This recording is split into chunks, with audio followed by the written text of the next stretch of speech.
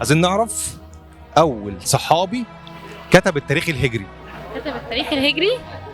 اول صحابي كتب التاريخ الهجري، ثانيه هجيبها، استنى هفكر.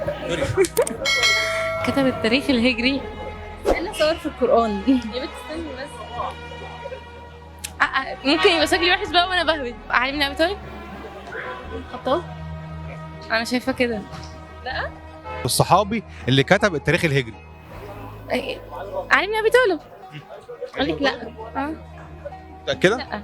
اه انت تعرف اصلا احنا النهارده في سنة كام هجرية؟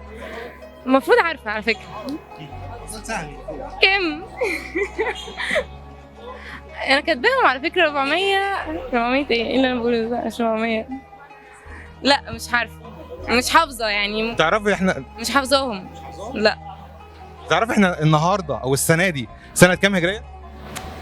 انا مش حافظه الشهور الهجريه اصلا. حافظة شهور هجرية اصلا؟ ايه احنا اللي احنا جاوبناه ده صح ولا غلط؟ غلط ولا صح؟ ابو بكر الصديق. عمر بن الخطاب. ماشي خليه عمر. قلت ثلاثة. قلت عمر بن الخطاب، قلت علي بن ابي طالب، قلت ابو بكر الصديق. بجد ما افتكرش ان حاجه زي دي ركزت فيها قبل كده. عمر بن الخطاب. علي بن ابي طالب. وعمر بن الخطاب. اه ايه الصح؟ كل واحد شايف نفسه صح. اخد اجابة مين دلوقتي؟ كل واحد شايف نفسه صح. شوف انت عايز تختار مين. خلاص انا